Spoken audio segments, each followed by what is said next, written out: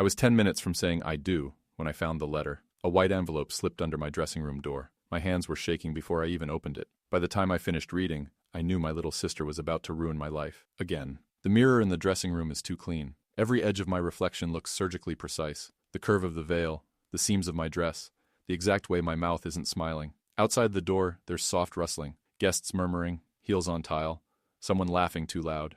It should feel magical. Instead, the silence in my chest is louder, heavier, like I've been here before. Not this exact room, but this moment, when everything was supposed to be about me, and instead, it slipped, just enough, to be about her. A soft knock. Hey, this was just slid under the door. It's Marcy, my maid of honor and best friend since middle school. She holds up a white envelope like it's radioactive. No name, but I think you should read it. My fingers freeze halfway to the envelope. That whiteness, it feels familiar, like the kind of paper you'd use to pass notes in homeroom. I take it. My hands are steady. My stomach is not. Inside is a letter. Slanted, messy handwriting I know better than my own. David, I should have told you this earlier. But I couldn't. Not with everyone watching. I know I said I was happy for you. I lied. I've loved you since the first time we talked. You know this. If there's still a chance, if any part of you wants me, meet me at the north exit before the ceremony. We can leave. Just go. I'll be waiting. Allie. I don't breathe for a full 10 seconds. The clock on the wall ticks. 4 minutes until the music starts. Allie, my little sister. The same girl who, when I was 17 and finally starting to feel like I fit in, told everyone I'd cheated on my AP Chem final. I hadn't, but I got suspended anyway. She cried and told Mom it was a misunderstanding. But the whispering at school didn't stop for a year. I lost my college recommendation from Miss Carter. I lost my spot in student council. I lost me for a long time. And now here I am, 27, in white, ready to marry a man I love. And my sister, 25, dazzling, wild, always 10 steps into her next mess, wants to hijack it, wants to steal him. I sit down hard in the chair by the mirror. The envelope crumples in my hand. I look up, and there she is. Not in the room, in the reflection. 12 years ago, in the school hallway, her back to me, her voice too loud. Yeah, she totally copied from my notes. Like, I saw her looking. I see the way Miss Carter's eyes narrowed. I see my locker slamming shut, the way people started standing a little further away. And now, she's doing it again. I stand. There's noise outside. Someone calls, 2 minutes. Marcy is watching me, but I don't need her voice. I don't need anyone's voice but my own. I walk to the door, gripping the letter, out into the hallway, then further, into the venue, into the light. People turn. Music begins. But I don't walk down the aisle. I step to the microphone at the center of the room. It's usually for toasts.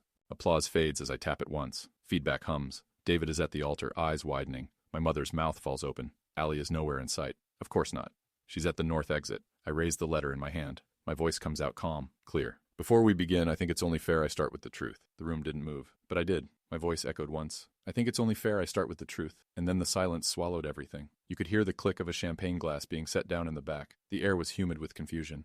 David didn't step forward. He didn't smile, didn't scowl. Just stared, like his whole world was cracking, but he wasn't sure what was inside. I held up the letter. My sister wrote this. To David. Today. Right before the ceremony. Gasps. Whispers. I caught the sound of someone muttering, "Oh my God." But I didn't look away from the crowd. She told him she's in love with him, I said. She asked him to run, and then I did look away, because the sound I'd been waiting for finally came. A shuffle behind the floral arch. A thud of fast heels on polished tile. Allie. She stepped out into the aisle like she'd just tripped into the wrong room. Not like she'd detonated a bomb under my life. Her makeup was perfect. Her face? Pure panic. She was too late for the exit, and too early for the fallout. I turned toward her slowly. Want to tell them it's a lie? No, she started, voice shaky. You're misunderstanding. You were going to leave with my fiancé. I took a step forward. My voice didn't rise. That was the power. Not rage. Clarity. A man in the second row looked down at his shoes like he'd wandered into a soap opera. Aunt Carol covered her mouth. My mom stood frozen, white gloves clenched. I'm not doing this, Allie snapped suddenly, like anger might undo what was already done. You don't get to humiliate me. Funny, I cut in. Because I remember you didn't have a problem with my humiliation in high school. Her mouth opened. Shut. Remember when you told everyone I cheated? I kept my voice even. The audience didn't blink. You got exactly what you wanted back then. Attention. And when I lost my college reference, you cried and said you misspoke. That was your word. Not lied. Not destroyed. Just a little oops. I was a kid, she hissed. I didn't know. You're not a kid now. My fingers dug into the letter. You're a grown woman who tried to steal her sister's fiancé on her wedding day. And I think it's time we all stop pretending you're just passionate or a little jealous or going through something. You're cruel. And I'm done protecting your image. I didn't look at David until the very end. When I did, he looked pale, haunted. I held his gaze just long enough. Then I turned back to the mic. I don't know if he was going to go. I don't even care. Because this isn't about a man. It's about me. The room held its breath. For years I've let things slide.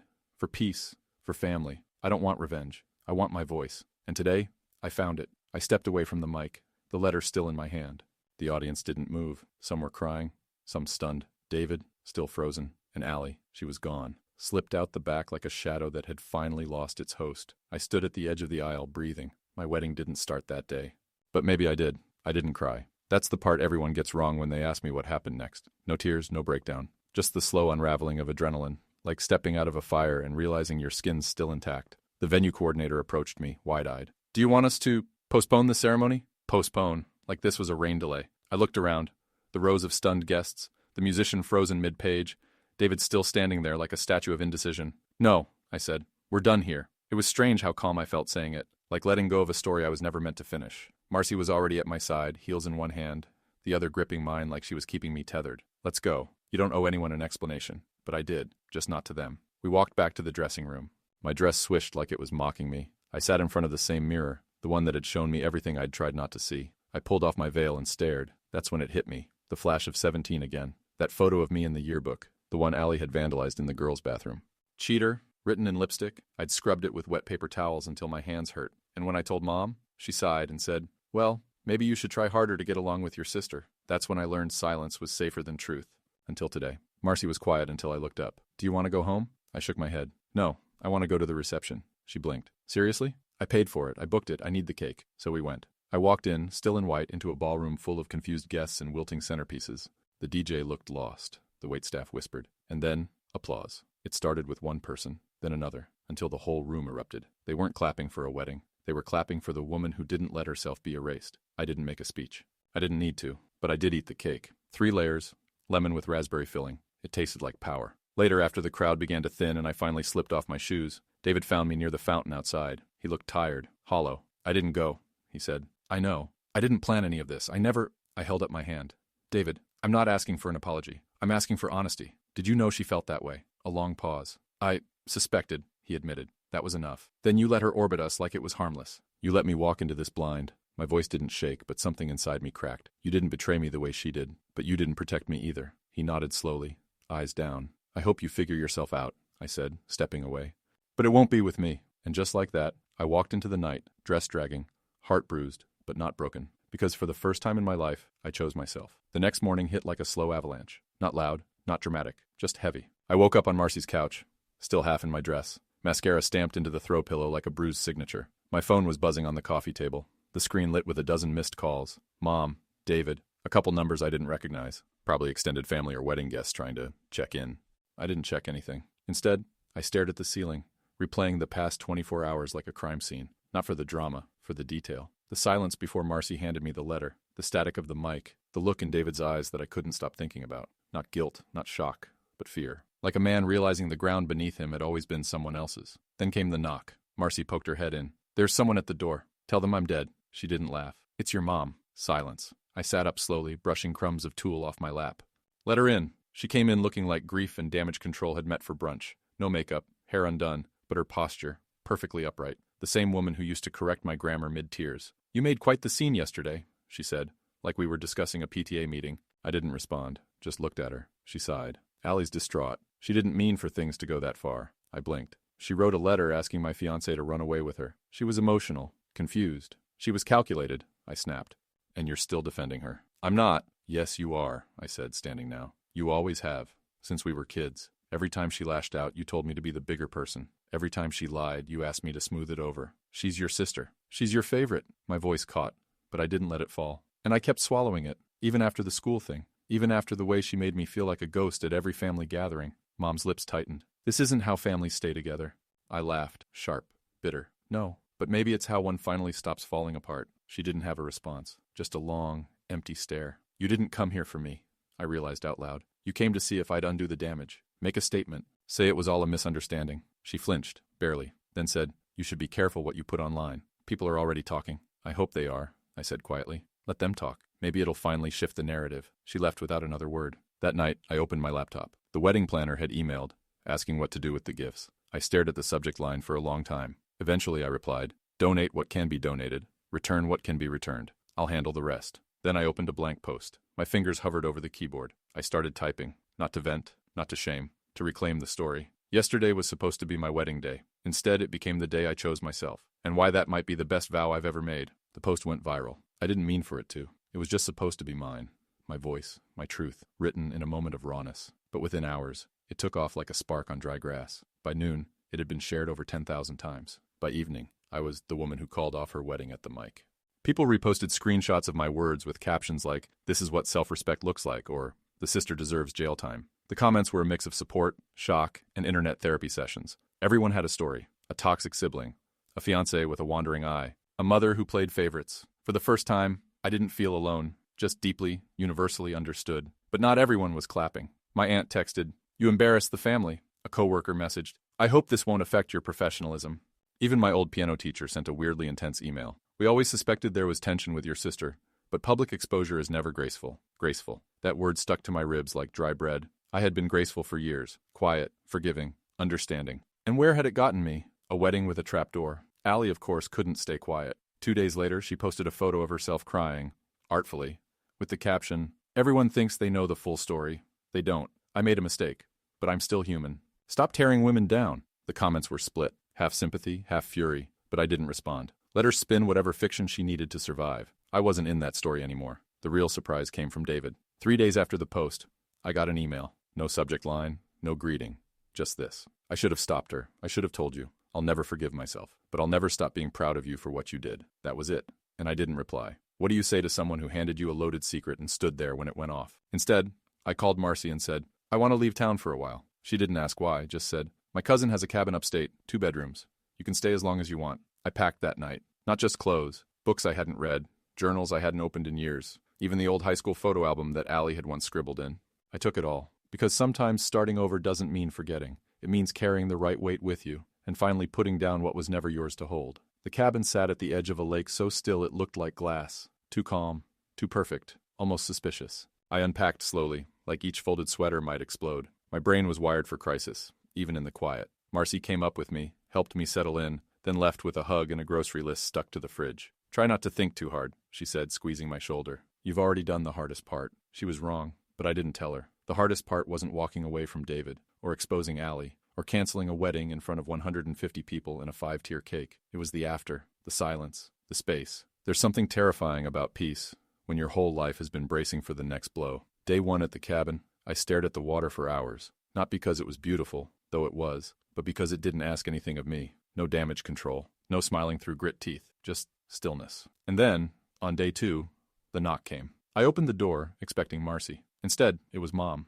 Her coat was too thin for the weather, hair damp, cheeks flushed from the cold or the guilt, hard to tell. She looked like she hadn't slept. "I drove 5 hours," she said. "Please, just 10 minutes. I stepped aside. She didn't sit, just hovered near the window, like she needed to keep one foot in escape mode. "I read your post," she said finally. "Everyone did." I waited. "You made me look like a villain." I blinked. "I didn't make you do anything. I just stopped pretending." She winced. "I know I wasn't always fair, but Allie, she's fragile. She's calculated." My voice sharpened. "And you gave her cover for it, over and over." She didn't deny it, just looked down at her hands. She came to me crying, said you destroyed her, said she doesn't know how to live with the shame. I leaned against the table, steadying myself. "She tried to steal my life, Mom." She waited until the day of my wedding and handed my fiancé an escape plan. "If she's ashamed, that's a good start." A long pause. "She said you never forgave her for the school thing, because she never asked for forgiveness. She made herself the victim then, just like now." And there it was, the crack in Mom's expression. A flicker of realization, painful and honest. "I didn't want to believe she was like that," she said quietly. I softened. Not because I forgave her, not yet, but because for the first time she wasn't performing. She was reckoning. "Then maybe it's time you start believing me," I said. "And stop asking me to dim myself to keep her comfortable." She nodded once. Not a fix, not a breakthrough, but a start. Before she left, she paused in the doorway. "I hope you find peace here." I looked past her, at the lake, the stillness. "I'm not here to find peace," I said. "I'm here to find myself." By the end of the first week, I remembered how to breathe. Not the shallow, braced-for-impact kind of breath I'd gotten used to over the years, but the real kind. The kind that fills your chest and makes your eyes sting for no reason, like your body forgot what safety felt like. The cabin had no Wi-Fi, spotty cell reception, and a stack of old paperbacks that smelled like cedar and thyme. I started journaling again. At first, it was just a few lines each day, angry, tangled thoughts. But soon, it became ritual. Morning tea, open windows, and writing like my life depended on it. It kind of did. On day 9, I heard from David again. A letter this time. Not an email, not a text. An actual letter, forwarded from Marcy. It was in a plain white envelope. For a second, I froze. That color, that shape. It dragged me straight back to the dressing room. But this one was addressed in David's careful handwriting. I almost didn't open it, but I did. I've spent the last week wondering what would have happened if I'd told you the truth the second I saw that letter. I didn't run because I didn't want to, but I didn't stop her either, and that's where I failed you. You deserved someone who would have grabbed your hand and walked into the fire with you. Instead, I stood still. I don't expect forgiveness. I just hope you know you were never second choice. Not for a second. I folded the letter once, then again. I didn't rip it up, but I didn't reply either, because he wasn't wrong. He had stood still, and that was all I needed to know. But what stuck with me, what I couldn't stop thinking about, was how many people in my life had stood still when I needed them to speak. Teachers, friends, family, even me, especially me. I spent years swallowing my discomfort, minimizing my own pain so Allie's would seem bigger, so Mom wouldn't get overwhelmed, so no one would call me too much. And the cost was me. That weekend I found the high school yearbook at the bottom of my bag. The one Allie had scribbled in. I flipped to my senior photo. There it was. Faint, but still visible. Cheater. I stared at it for a long time. Then I grabbed a pen and wrote underneath it, "No. Survivor." I closed the book and breathed again. Not because I was healed, but because I wasn't hiding anymore. The storm hit on the 12th day. Not a metaphor. An actual storm. Thunder that rattled the windows. Rain so loud it drowned out thought. I lit candles and wrapped myself in an old quilt, letting the sound wash over me. Something about it felt right, like the world was echoing my insides. Loud, messy, real. I made tea, sat on the cabin floor and did something I hadn't done in years. I called my dad, not because he was a savior. He left when I was 10, moved 3 states over, and built a new family. Our relationship had been birthday card cordial for the past decade, but lately, something had been gnawing at me. Not about the past, but about what I'd accepted in its place. He picked up on the 3rd ring. "Hey, sweetheart." The word cracked something. He hadn't called me that in years. "I'm not calling for anything big," I said quickly. "I just wanted to talk." "Then talk," he said. "No judgment, just space." So I told him. Not everything, not all at once, but enough. About the letter, the wedding, Allie, Mom, the silence I'd been swallowing since I was 17. He didn't interrupt. Didn't say, "Are you sure?" Or, "That's not how I remember it." He just listened. When I paused, he asked quietly, "Has anyone ever told you they're proud of you?" My throat tightened. "Not for this." "Well, I am. Not because you walked away from a wedding, but because you stopped abandoning yourself." I closed my eyes. Let the tears come. They weren't from pain. Not this time. Before we hung up, he said, "If you ever want to visit, we've got a guest room. No expectations. Just, it's open." For the first time in years, I didn't hear guilt in his voice. Just sincerity. After the call, I stepped outside under the porch roof, letting the rain mist my skin. And I realized something. The storm wasn't ruining the peace. It was part of it. Because healing isn't a quiet retreat. It's loud, messy, full of grief and thunder and overdue truths. The next morning, I checked my messages for the first time in days. There was one from Allie. Just 4 words. "Can we talk? Please." No punctuation, no preamble, just desperation tucked into digital ink. I didn't reply. Not because I hated her, I didn't, but because I finally understood the difference between reconciliation and re-entry. Forgiveness didn't mean letting someone back into the space they burned. Sometimes it just meant closing the door without locking it, and moving forward anyway. A month later, I stood in the middle of my old apartment, keys in one hand, lease termination form in the other. The walls still smelled faintly of lavender and stress. I hadn't been back since the wedding, or the wreckage, depending on how you measured it. I was here to pack the last of my things, not because I needed them, but because closure sometimes looks like folding sheets you once cried into and tossing out mugs with cracks too thin to fix. The landlord stopped by briefly, offered a sad smile and a refund for the security deposit. He came by once, he said casually. The guy seemed lost. I didn't ask which day. It didn't matter. I was already gone when I left the altar. As I taped up the last box, a text came in from Marcy. "Guess who's back in town? Spotted at Java Jack's. Alone. Looking like karma ran him over." I smirked. Then the follow-up. "Also, Allie's social media is suddenly all healing and redemption. You made an influencer, babe." That part didn't make me smile. I opened her page out of curiosity. Photos of sunsets. Captions about growth. A new podcast teaser called Unfiltered My Truth. She was already reinventing herself. And maybe that was fine. Let her tell whatever version of the story helped her sleep. I had mine. And I had peace. But the world has a way of testing your peace. Later that week, I ran into her. Not planned. Not cinematic. Just Trader Joe's. I was reaching for frozen blueberries. She was in line with almond milk and some painfully curated groceries. We locked eyes. She looked startled. Smaller somehow. Not in stature. In spirit. I nodded. Just once. She stepped toward me, cautious. Hey. Long pause. I know you probably don't want to hear this, but I'm sorry." I stayed quiet. "I was jealous," she continued, "for a long time, of how you built a life without needing anyone, of how people respected you, and I didn't know how to be that, so I tried to ruin it instead." Her voice shook. Not with guilt, but with effort, like she was learning how to be honest for the first time. "I'm working on myself," she said. "And I get it if you never trust me again. I just wanted you to know." Another silence. Then I said the thing I hadn't planned to say. "I hope you do the work. Not just the online version. The real kind." She looked surprised, maybe even relieved. And then I added, "But you don't get to come back into my life just because you're trying." She nodded, eyes glassy. "Fair." We parted without hugs, without fanfare. Later that night, I wrote in my journal. She finally said sorry, and I finally didn't need it. Because growth isn't about revenge. It's about release. And sometimes the best kind of power is letting go, without looking back. Spring came early. I noticed it not through flowers or calendar squares, but in the way the air started to carry possibility again. Soft, quiet, almost shy, like the world was offering a second chance without demanding anything in return. I moved into a new place, smaller, sunnier, a third-floor walk-up with creaky floors and a window that frames the sunrise like it was painted there for me. No shared lease, no closets filled with compromises, just mine. I hung the mirror from the dressing room on the wall near my front door, not because I loved it, but because I needed to see myself clearly every time I left the house. It was a reminder. You don't go back. You don't make yourself smaller to keep others comfortable. Not anymore. Word spread, of course, that I was doing well, that I had a new job, a new apartment,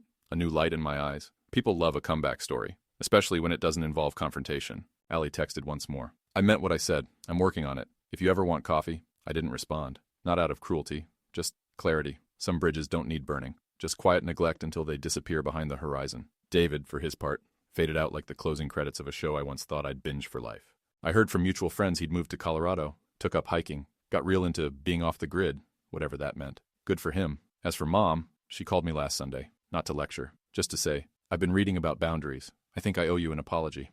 It wasn't perfect, but it was something. We agreed to meet next month, somewhere public, somewhere neutral. I told her I'd come, but I wouldn't perform. She said, that's fair. Growth is weird like that. Jagged, uneven, full of strange detours and unexpected stillness. Sometimes healing feels like dancing alone in your living room at midnight. Sometimes it feels like leaving a text unread, but always it feels like freedom. So when people ask me now if I'm over it, the wedding, the betrayal, the fallout, I just smile. I'm not over it. I'm through it. And that's so much better. Because I didn't just survive the wreckage. I rewrote the story. And this time I'm not giving away the pen.